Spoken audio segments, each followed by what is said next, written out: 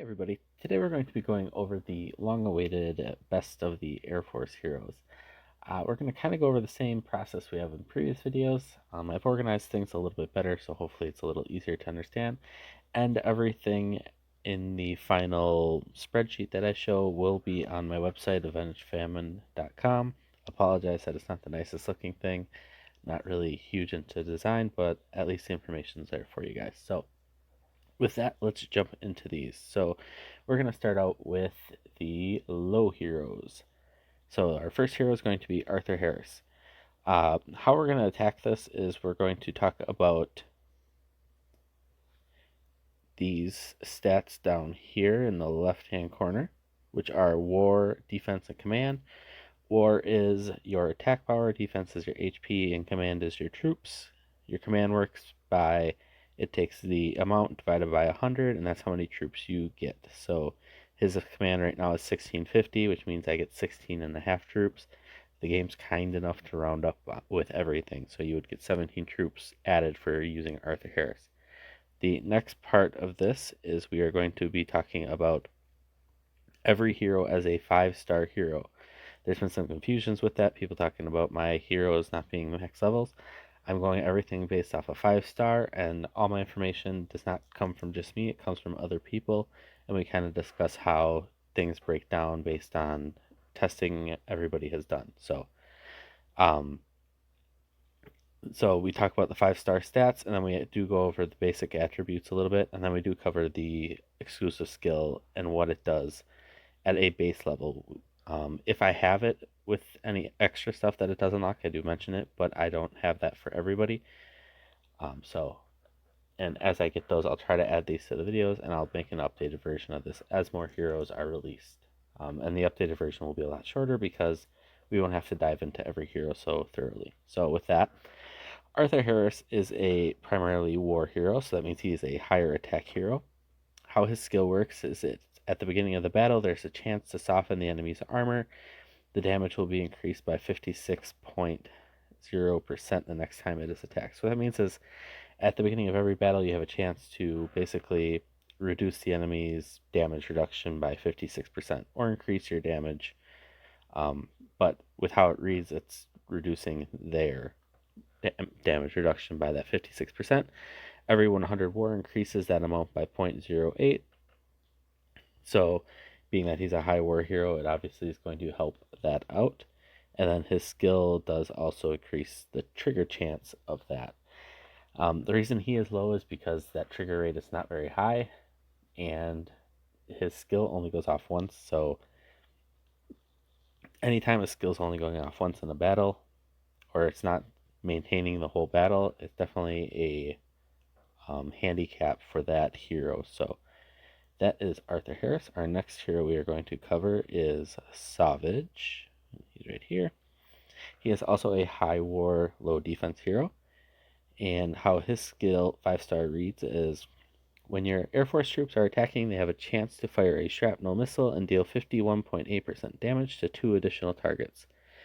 So that skill is a little bit better than people like Tywin because his skill does attack 2 additional targets.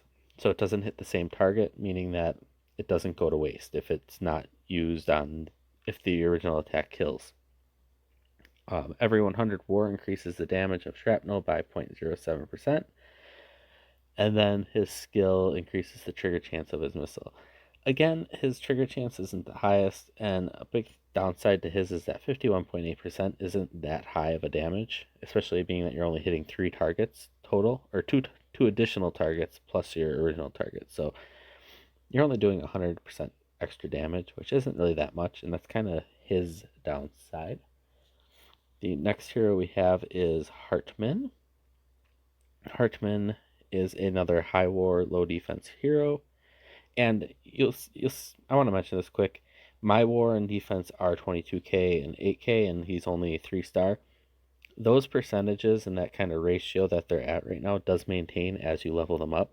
It does get a little, obviously the numbers do get larger, but the ratio pretty much stays the same. So when I say they're high war, he stays high war even when he's 5-star. So Hartmann's skill is Falcon Strike, and when an Air Force unit is attacking, there's a chance to launch an additional rocket, causing 132% 132.5% damage to the target. So what that means is his missile will launch doing 132% damage to any random target. Yet again, kind of low trigger rate, and then on top of that, he's not the best. 132% damage total still is not comparable to a lot of the other heroes that are out there right now. And then his skill does increase the trigger chance by X amount. So mine's level 4, so it's 8%, but it does change as you change people. And I forgot to mention his bonus attribute. Every 100 war increases his damage by 0.17%. It's one of the better attribute bonuses, actually, but it's still not enough to make up for how low that damage amount actually is. Our next hero we're going to cover is Edward. It looks like his long lost brother. The two look like they could be brothers, so not very unique characters there, but besides the point. War defense, pretty close. Not overly stacked in the war, but still a higher war hero again. And when your Air Force attacks an enemy's Navy force, so your air attacks Navy only, there's a chance that a giant missile is launched, causing an extra 85.9% damage. So every 100 war increases the damage by 0.12%. So this is probably one of the worst heroes in the game. You're relying on you having Air Force, so that's one variable. The enemy has to be Navy, and then on top of it, there's only a chance to launch a giant missile. So, and it only does 85% damage. So if you compare that to Hartmann, who they're pretty similar in trigger rate from what we've kind of sort of tested, that's not good at all. That's only one extra missile at 85% if the enemy's Navy. If the enemy's Army, then this entire skill is useless. So his skill obviously is going to, it does add percentages to both the damage and the trigger chance, but at the same point, he's kind of garbage to begin with. Our next hero is Lady Zuzak, and she is a 4-star. Where is she? Here she is. And another thing I want to mention about how we're going through low, medium, high tiers, it doesn't mean that I'm telling you that the high tier are the only heroes you can have. I'm just saying if you guys have these heroes close to being the 5-star, I'd definitely push those heroes over choosing the other heroes that are low and medium.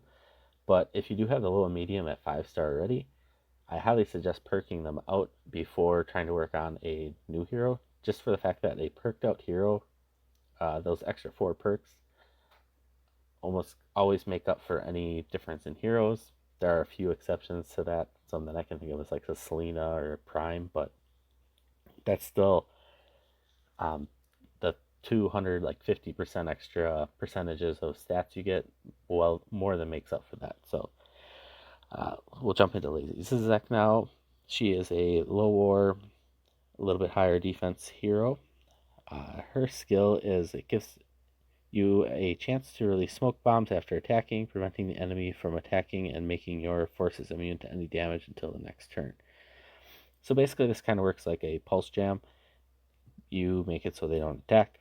Kind of a nice skill if you're trying to, this would be nice if you're trying to take out somebody that's might be a stronger force than you, to try to immobilize them and make it so you can last a little bit longer and be able to attack. But at the same point, it doesn't go off a ton and there's no additional damage. So her skill adds the trigger rate, like most of these skills have.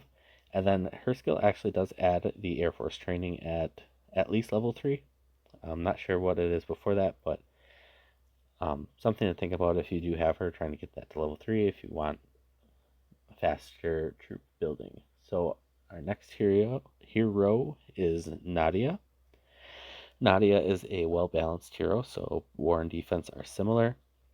Her skill is Air Force has a chance to fire a piercing bullet and the damage multiple units in a column. Damage reduces by 30% after damaging each unit. So what that means is in Top War, the battlefield that you're attacking is 3 rows of 3 initially. So her skill, when it goes off, will attack the first row, And each time, so it starts off at 100%, and then it goes down to 70%, and then it goes down to 40%. So that is how her skill goes off. Um, if you know about Air Force, they do attack straight through also, so that is in line with what they already do. So it does pair nicely with that, but the chance is very low and it doesn't add any damage. It just goes off of your base damage. So, and then her skill adds a trigger chance as well. And then our last hero is Tessero. Tessero, we've had a lot of mixed thoughts about, but she just overall, she seems to be lacking something, and it might just be the rage part of it. Um, the rage skills don't seem to hold up very well in this game. I'm not sure why, but it's just maybe it's the fact that you can have tiles wiped out before you ever even get a chance, so it instantly handicaps you. She's a low war, higher defense hero, and Tessero gains 1 rage each time your troop launches a normal attack. So that means you have to attack 7 times to fill her rage. When the rage is full at 7 points, uses all the rage to attack all the enemies and causes damage equal to 51.4% of her attack. And this damage would be increased by 70% to those whose attack was already reduced. So you do a lot of extra damage really quick, but at the same time you need to have a high attack, which being that she's a low war hero, puts her at her handicap there. Means you probably are going to want to put attack skills on her to increase her. She's not as bad as a lot of the other low heroes. She's probably the better of them, but at the same time, it's just that rage attack, having to wait seven moves every time, 7 attacks, can really be taxing, especially if somebody's already wiped out a couple of your tiles. You might go 2-3 rounds without ever seeing that skill. So that is Tessero. Next, we are going to jump into the medium heroes, and there's just a couple of them. The first one is Tian Moo. He's a low war, higher defense hero. And the reason he's kind of higher is he's kind of the free to play perk mule hero. And what I mean by that is he's easy to obtain and he's not a bad hero to begin with. So, and what that means is if he's easy to obtain, he's easy to get to 5-star before most of the other heroes because of events and things like Hero's Return. And then on top of it, you can easily get him 5-star fully perked, and then you can transfer those perks to other heroes very easily. He's also not a bad starter hero if you are looking to start out with that and have an easy 5-star hero because of the free to play aspect of him. So his skill enhances the armor of the Air Force. When enemies attacking, damage that penetrates the shield is reduced by 40%. So basically it's a 40% damage reduction. Every 100 defense decreases enemy damage by 0.07%. So you'll notice a lot of these basic attribute bonuses, they do get added immediately. And because you'll see he has 18,000 defense, so you're getting that 0.07 added, what is that, 186 times. So just something to keep in mind that those attribute bonuses do play a factor into these skills, but overall he'd be a good defensive Air Force hero, as well as his counterpart, medium hero, who is going to be, and his skill adds 8% effect, and then when fighting against Air Force, it increases the damage increase. So you get, with his skill, you will get kind of a double take. You get 8% added to that damage reduction, and then you get 10% damage increase if you're fighting other Air Force. The second part is nice, but as you'll find in Top War, there aren't a lot of Air Force mains out there. So our second medium hero is Dante. He's a low war, higher defense hero, and he is a strictly defensive hero, and he would be good for any branch to be used for defense, especially for Air Force. So he increases the attack of Air Force by 50.2% and the HP by 24.1%. When using this hero in your defense, all units, including Navy and Army in this defense troop, will gain the same bonus. So, in other words, if you're using him on defense, everybody gains this bonus. 50% attack and 24% defense, or HP, isn't anything huge to write home about, but it is definitely notable, and it's a good, solid defensive hero as well. So his skill, before I forget, does increase both the attack and HP percentages. I don't have his skill, but that is what he does.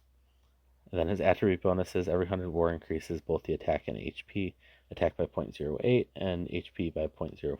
So that is Dante. So now we're going to jump into the high level heroes. So the first level one is Rockfield. Rockfield is high for your bigger players. If you are not planning on spending money or putting forth a lot of effort into Rockfield, I would avoid him.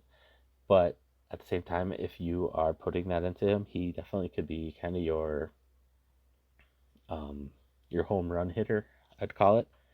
So he's a high war, low defense. Pretty balanced, but a little higher in the war level. And his skill increase. Oh, sorry. When all units in the troop are Air Force, launch supersized bombard, causing damage equal to 23% of the enemy's max HP. This damage ignores the damage increase or reduction. However, if your average level is lower than the enemy's, each level gap reduces the damage by half, and if the number of your units is less than the enemy's, the damage will be reduced by 1% for every 1% gap. It also reduces the damage of enemy navy by 23% for 2 rounds. So, a lot going on with his skill. So, basically, what it means is at the start of every battle, or not every battle, sorry, whenever his skill goes off, so which is the start of the battle, he launches his special that attacks every tile that they have.